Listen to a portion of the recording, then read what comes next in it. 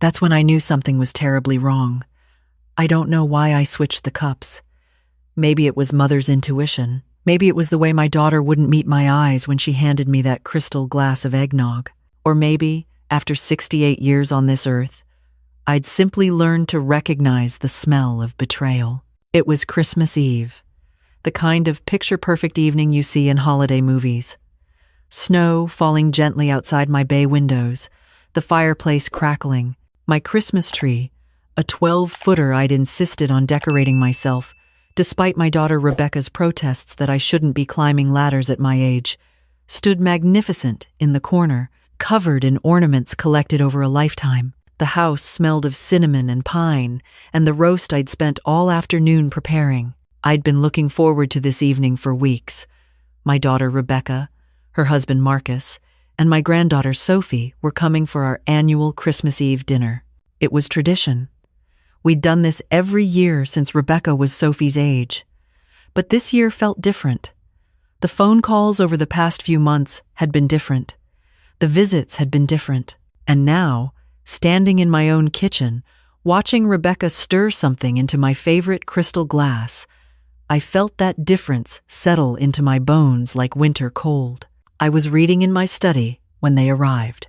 I heard their car pull into the circular driveway, heard the car doors slam, heard Sophie's teenage voice carrying through the cold evening air. I closed my book and checked the clock on the mantel. They were early, 45 minutes early. That was unusual. Rebecca was never early. She lived her life by a schedule so precise you could set your watch by it. I walked to the foyer and opened the door before they could ring. Rebecca stood on the porch, holding a casserole dish, her smile just a fraction too bright. Marcus was behind her, carrying shopping bags, his expression carefully neutral. Sophie hung back by the car, head down, staring at her phone, or pretending to stare at her phone. Even from this distance, I could see the tension in her young shoulders. "Merry Christmas, Mom," Rebecca said, leaning in to kiss my cheek. Her lips were cold. Everything about her felt cold. "You're early," I said. I know. We just couldn't wait to see you." She breezed past me into the house, Marcus following silently. Sophie trailed behind, finally looking up from her phone. Our eyes met for just a moment. In that moment, I saw something that made my heart skip. Fear. My granddaughter was afraid. They settled into the living room while I returned to the kitchen to finish dinner preparations. Through the doorway, I could hear them talking in low voices. I couldn't make out the words, but the tone was urgent, hushed, conspiratorial. I stood at the counter, my hands stilling on the knife I'd been using to slice bread. When had they started having conversations I wasn't meant to hear? I thought about the past 6 months, the subtle changes, the way Rebecca had started visiting more often, always with suggestions. "Mom, have you thought about downsizing? Mom, this house is too big for one person. Mom, wouldn't a nice condo be easier to maintain?" The way Marcus had started asking questions about my finances. Casual questions. "How's your investment portfolio doing? Have you updated your will recently? Do you have all your legal documents in order?" And then there were the comments about my memory. "Mom, you told me that story already. Mom, you forgot we talked about this last week. Mom, are you feeling confused?" Little seeds of doubt, planted carefully, watered with concern that looked real but felt manufactured. I wasn't confused. My mind was sharp as it had ever been. I'd raised 3 children, run my own business for 30 years, managed my late husband's estate after he passed, and never once struggled to keep track of my affairs. But I'd noticed how Rebecca's face would light up whenever I made the smallest mistake, how she'd exchange glances with Marcus, how they'd started making notes on their phones. "Mom, dinner smells amazing," Rebecca called from the living room. "Can I help with anything?" "No, dear. I've got it under control." I wiped my hands on my apron and returned to the living room. Sophie was sitting in the corner chair, curled up like she wanted to disappear. Rebecca and Marcus were on the sofa, sitting too close together, their knees touching, presenting a united front. Actually, Rebecca said, standing up, I insist on helping. You've done so much already. Let me make your special Christmas eggnog. You love that. I did love it. It was a family recipe, passed down from my grandmother. Heavy cream, fresh eggs, nutmeg, cinnamon, and just a touch of bourbon. I made it every Christmas Eve. Rebecca knew that. Everyone knew that. That's sweet of you, honey. But I insist, Mom. You sit. Relax. You've been on your feet all day. She was already walking toward the kitchen. Marcus, why don't you show Mom those brochures we brought? My stomach tightened. Brochures. Here we go. Marcus reached into his briefcase and pulled out a glossy folder. We wanted to talk to you about something, Margaret. We've been thinking about your future, about making sure you're taken care of. The brochures were for retirement communities, assisted living facilities, active senior living. The covers proclaimed, showing photos of elderly people playing cards, doing water aerobics, smiling their denture-perfect smiles in identical apartments. We're worried about you, Mom, Rebecca called from the kitchen. I could hear her moving around, opening cabinets, finding the crystal glasses. This house is too much for you. The stairs alone are dangerous. And you're here all by yourself. What if something happened? Nothing's going to happen, I said. My voice was steady, but my hands trembled slightly as I took the brochures. I'd seen brochures like these before. My friend Helen had shown me similar ones, brought by her son, just months before she found herself declared incompetent and moved into a facility against her will. But what if it did? Marcus leaned forward, his voice dripping with false concern. What if you fell? What if you had a medical emergency? Who would know? I have my phone. I have neighbors. Mom, be realistic. Rebecca appeared in the doorway, holding 2 crystal glasses filled with creamy eggnog. You're not getting any younger. It's time to think about these things. We've already toured a few places. There's a beautiful community just 15 minutes from our house. You'd have your own apartment, but there'd be staff available 24/7. Activities. Other people your age. You wouldn't be so isolated. She walked over and handed me one of the glasses. Here, your favorite. I made it just how you like it. I took the glass. It was cold in my hand. Condensation beaded on the outside. I looked down at the creamy liquid, saw the dusting of nutmeg on top. Perfect, just like always. But something was wrong. I couldn't put my finger on it, but something was wrong. Aren't you having any? I asked. Oh, I made myself some. It's in the kitchen. But she made no move to go get it. She stood there, watching me, waiting for me to drink. That's when I noticed Sophie. My granddaughter had uncurled from her chair and was staring at her mother with an expression I couldn't quite read. Her eyes were wide. Her face was pale, and when she saw me looking at her, she shook her head, just slightly. So slightly her parents wouldn't notice. But I noticed. Well, I said, raising the glass, Merry Christmas. I brought it to my lips, tilted the glass, let the rim touch my mouth. But I didn't drink. I couldn't explain it.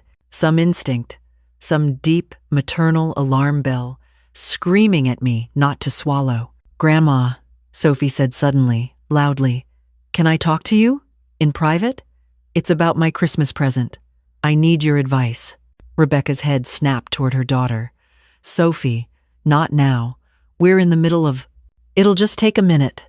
Sophie was already standing, moving toward me, her young face pleading. Please, Grandma? It's important. I set the glass down on the side table.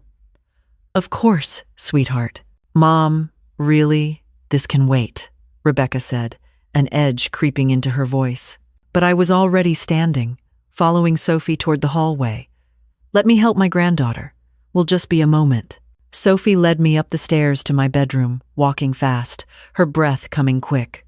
The moment we were inside with the door closed, she turned to me, tears streaming down her face. Grandma, don't drink it. Please don't drink it. My blood turned to ice. What? The eggnog. Don't drink it. I heard them talking. In the car, on the way over. They put something in yours. Mom said it would just make you confused, make you seem like you need help. But Grandma, I looked it up on my phone. The stuff they put in there, it's dangerous. It could really hurt you. I sat down heavily on my bed. The room seemed to tilt. Sophie, are you sure? Are you absolutely sure? She nodded, wiping her eyes. I'm sure. I heard everything. They have papers downstairs in Dad's briefcase, legal papers, a power of attorney. They're going to try to get you to sign them tonight. They said once you seem confused, once there's documentation that you're not capable, they can take over everything. The house, your money, everything. Mom said it's for the best. She said you don't need all this. She said they need it more. The room was spinning now. Not from medication, but from the weight of what I was hearing. My own daughter, my baby girl, the child I'd carried, birthed, raised, loved with every fiber of my being. She wanted to drug me, to steal from me, to lock me away. How long have they been planning this? Months, I think, maybe longer. Grandma, I'm so sorry. I should have told you sooner, but I was scared. I didn't want to believe Mom would actually do it. But tonight, in the car, she told Dad it was time. She said they couldn't wait anymore. She said you were being stubborn and they needed to force the issue. I stood up, my legs shaky but my mind crystallizing into sharp, cold clarity. Sophie, listen to me very carefully. We need to be smart about this. If they realize you've told me, if they know I'm on to them, they might do something drastic. Do you understand? She nodded, her young face so serious, so scared. Good. Here's what we're going to do. We're going to go back downstairs. I'm going to pretend everything is fine, but I need you to help me switch those glasses. Can you do that? Switch them? Your mother made 2 glasses. Mine and supposedly one for herself, still in the kitchen. We're going to make sure I drink the one from the kitchen, and she drinks the one she gave me. If there's really something in it, we'll know soon enough. Sophie's eyes widened. But Grandma, what if it hurts her? I took my granddaughter's face in my hands. Sophie, if your mother was willing to drug me with something dangerous, she needs to understand the consequences of her actions. Now, are you with me? She swallowed hard, then nodded. I'm with you. We went back downstairs together. Rebecca and Marcus were still in the living room, now looking through their phones, probably reviewing their plans. The glass of eggnog I'd set down was still on the side table, untouched. Everything okay? Rebecca asked, looking up. Perfect, I said. Sophie just needed some grandmotherly advice. Now, let me get that eggnog you made for yourself. I want us to toast together properly. I walked into the kitchen before she could protest. There on the counter was another crystal glass, filled with eggnog that looked identical to mine. I picked it up, then grabbed my glass from the living room on my way back. In the kitchen, out of sight, I switched them. Mine went on the counter. Hers came with me. Here we go, I said, handing Rebecca the glass that had been meant for me. Now we can all toast properly. Sophie, darling, there's sparkling cider in the fridge for you. Rebecca held the glass, staring at it. For a moment, I thought she might refuse. I thought she might put it down, make an excuse. But Marcus nudged her, giving her a look that said don't make a scene, and she raised the glass. To family, she said, her voice hollow. To family, I echoed, raising my glass. We drank. I watched Rebecca over the rim of my glass as she tilted hers, as the liquid passed her lips as she swallowed. Her throat moved, once, twice. She finished half the glass, then lowered it, smiling. Delicious, Mom. You taught me well. Yes, I said softly. Yes, I did. We moved to the dining room for dinner. I'd prepared all their favorites: prime rib, roasted potatoes, glazed carrots, homemade rolls. It was a feast, but none of us had much appetite. Sophie pushed food around her plate, shooting worried glances at her mother. Marcus ate mechanically, checking his watch, and Rebecca picked at her meal, her face growing progressively paler. 20 minutes after she'd finished the eggnog, her hand started to shake. 30 minutes in, She put her fork down, pressing her fingers to her temple. "I don't feel well," she said. Marcus looked at her sharply. "What's wrong?" "I don't know. My head feels fuzzy. The room is spinning." She looked at me, confusion in her eyes. Real confusion. Not the fake kind she'd been hoping to see in my face. "Mom, I think I need to lie down." "Of course, dear. Let me help you to the guest room." "No." Marcus stood up. "I'll take care of her." "Margaret, maybe you should stay here. You've had a long day. You must be tired. Maybe confused."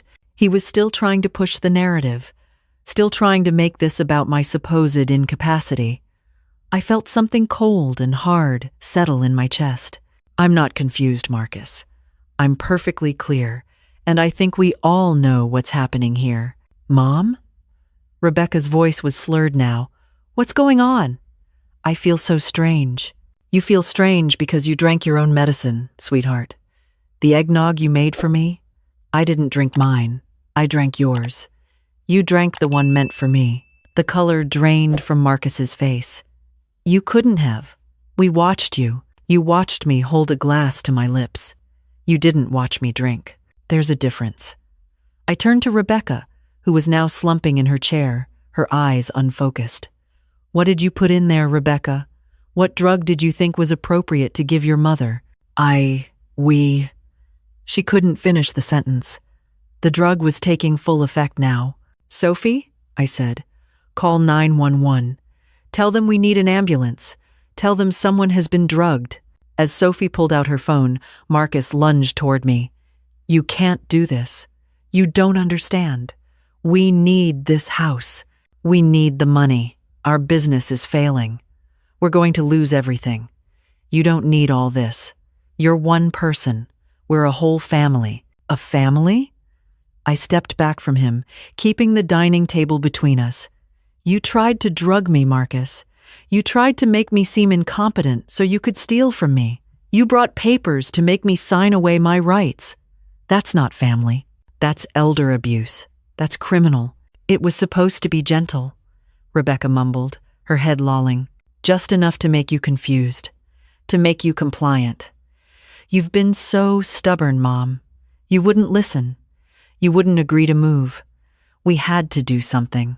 You had to do nothing except be honest with me. If you needed financial help, you could have asked.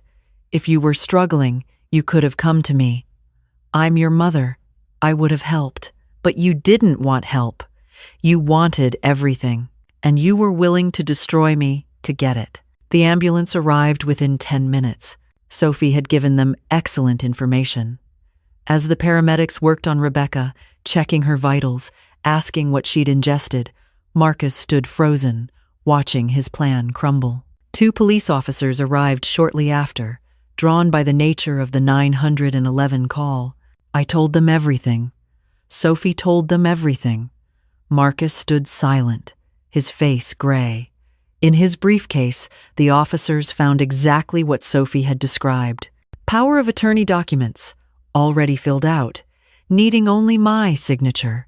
A pre-written doctor's note from a physician Marcus had apparently paid to diagnose me without ever meeting me, declaring me incompetent. Bank statements showing my accounts, my investments, my properties. They'd been planning this carefully, thoroughly, for months. Rebecca was taken to the hospital to be treated. The drug she'd intended for me, a powerful benzodiazepine mixed with something to cause confusion and disorientation, could have been fatal at the dose she'd prepared. Certainly enough to make me appear senile, demented, incapable of managing my own affairs. The doctors said if I had drunk it, at my age, with my metabolism, I likely would have ended up hospitalized, possibly with permanent damage. Marcus was arrested that night. Rebecca was arrested 2 days later, after she'd recovered enough to be taken into custody. They were charged with attempted elder abuse, attempted fraud, conspiracy, and half a dozen other crimes I couldn't keep track of. Their lawyer tried to argue it was a misunderstanding, a family dispute blown out of proportion, but the evidence was overwhelming. The drug in the eggnog, the forged documents, the paper trail of their financial troubles, and their detailed plans to access my assets. Sophie came to live with me while her parents awaited trial.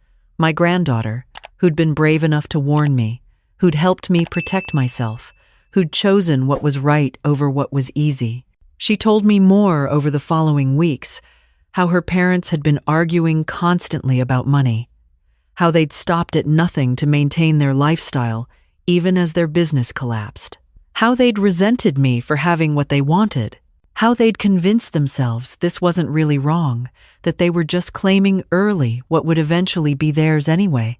Did they really believe that? I asked her one evening as we sat by the fireplace, the house quiet and peaceful, and ours. I think they talked themselves into it, Sophie said. Mom kept saying you didn't need all this, that you were selfish for keeping it, that you owed her after all she'd done for you growing up. She paused. But Grandma, she's wrong. You don't owe anyone your life. You worked for this. You earned it. It's yours. Smart girl, wise beyond her years. The trial took months. I had to testify, had to recount the whole ugly story in front of strangers, had to watch my daughter sit in a courtroom and try to justify what she'd done. She cried, said she was sorry, said she'd made terrible choices, but she'd only been trying to help, to protect me from myself. The prosecutor asked her pointed questions. If she'd been trying to help, why the drugs? Why the deception?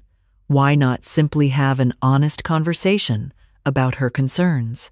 Rebecca had no good answers. She was convicted. So was Marcus. The judge called it a stunning betrayal of filial trust and a calculated attempt to rob a vulnerable woman of her autonomy and assets. Rebecca got 3 years in prison. Marcus got 5. Their business went bankrupt during the trial. They lost everything they'd been trying to steal from me. I should feel triumphant. Maybe I do, a little, but mostly I just feel sad. Sad that my daughter chose greed over love. Sad that she saw me not as her mother but as an obstacle to her wealth. Sad that I can't trust her anymore, that I'll never look at her the same way. But I also feel relieved. Relieved that I trusted my instincts. Relieved that Sophie had the courage to speak up. Relieved that I'm still here, still in my home, still in control of my life. I did make some changes after everything happened. I installed security cameras throughout the house. I updated my will with an attorney who specializes in protecting elderly clients from family predators. I set up a trust that ensures Sophie will be taken care of, but that can't be accessed by her parents, ever. I joined a support group for elder abuse survivors and found I wasn't alone. So many stories like mine. So many children who see their aging parents as ATMs rather than people. The support group leader told me something that stuck with me. We spend our whole lives raising our children, teaching them right from wrong, sacrificing for them, and then one day, some of them decide we're worth more dead or incompetent than alive and well. It's the ultimate betrayal. But surviving it, fighting back, protecting yourself, that's the ultimate act of self-love. She's right. I spent months feeling guilty, wondering if I'd been a bad mother, if I'd done something to make Rebecca think this was okay. My therapist, a wonderful woman named Dr. Chen, helped me understand that I hadn't failed as a parent. Rebecca had made her own choices, adult choices, criminal choices. Those were on her, not on me. It's been a year now. Sophie just started college, still living with me, though she has her own apartment on campus. Rebecca is scheduled for parole next year. She writes me letters from prison, long letters full of apologies and explanations and requests for forgiveness. I read them. I don't respond. Maybe someday I will. Maybe someday I'll be ready to have that conversation. But not yet. The wound is still too fresh. Marcus doesn't write. I hear from his attorney occasionally, usually asking about property or assets, trying to protect whatever scraps remain of their former life. Each request gets denied. The judge made it clear in the settlement that they have no claim to anything of mine. People ask me sometimes if I regret how things turned out, if I wish I'd handled it differently. Could I have just confronted Rebecca directly? Could I have offered them money, Helped them out of their financial hole? Avoided all this ugliness? Maybe. But here's what I know. They didn't want help. They wanted control. They wanted me out of the way. And if I'd given them money, if I'd bailed them out, they would have been back for more. The pattern would have continued, just with a different methodology. No, what happened needed to happen. Hard as it was, painful as it remains, it was necessary. I think about that moment in the kitchen sometimes, when Rebecca handed me that glass, when she looked me in the eyes and tried to poison me. Her own mother. I think about how I felt in that instant, the confusion, the disbelief, the dawning horror.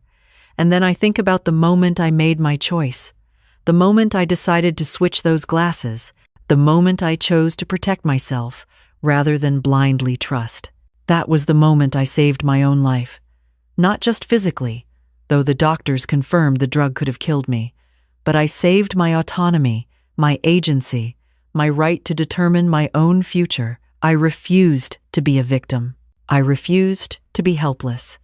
I refused to let my daughter's greed define the rest of my days. I'm 68 years old. I have a beautiful home. I have money in the bank. I have a granddaughter who loves me and chose truth over family loyalty. I have friends, hobbies, a life I've built and earned. And I'll be damned if anyone tries to take that from me again. The house feels different now. Safer, because of the cameras and the updated locks and the legal protections I've put in place, but also emptier. There's a chair at the dining table that stays empty, a space where my daughter used to sit. I notice it every holiday, every Sunday dinner, every quiet evening. That empty space is a reminder of what I lost, but it's also a reminder of what I kept. My dignity, my independence, myself. Sophie graduates next year. She's studying law, wants to specialize in elder rights. She says she wants to help other grandmothers, other elderly people who find themselves vulnerable to family members who see dollar signs instead of human beings. I'm proud of her, proud that something good came from something so terrible, proud that she turned her trauma into purpose. We had Christmas Eve dinner again this year, just the two of us. I made all the same dishes: prime rib, roasted potatoes, glazed carrots, homemade rolls, and eggnog. I made the eggnog. We toasted with crystal glasses, the same ones from last year, and we remembered. We remembered how close I came to losing everything. We remembered how brave Sophie was to speak up. We remembered that family is supposed to protect each other, not prey on each other. "Are you okay, Grandma?" Sophie asked me, seeing tears in my eyes. "I'm okay," I said. And I meant it. I'm more than okay. I'm still here, still fighting, still living my life on my terms. That's all any of us can ask for, really. To live our lives with dignity, to protect what's ours, to trust our instincts when something feels wrong. I learned that lesson the hard way, but I learned it. And I'm still here to tell about it. So if you're reading this, if you're listening, if you're an elderly person who feels pressure from family members to sign papers, to move, to give up control of your life, please listen. Trust your gut. If something feels wrong, it probably is wrong. Get a lawyer, get a second opinion, protect yourself. You've spent your whole life building what you have. You've earned it. Don't let anyone, not even your own children, take it from you through guilt or manipulation or worse. And if you're a family member of an elderly person, if you're frustrated by their independence, if you think they're being stubborn or difficult, please remember they're human beings. They deserve respect. They deserve autonomy. They deserve to live their remaining years with dignity and choice. Your inheritance can wait. Their life can't. I survived because I listened to that voice inside me that said something was wrong. I survived because my granddaughter was brave. I survived because I refused to be a victim. And I'm sharing my story because somewhere out there, someone else might need to hear it. Someone else might need to know they're not alone. Someone else might need permission to protect themselves. You have that permission. You have that right. You have that power. Use it.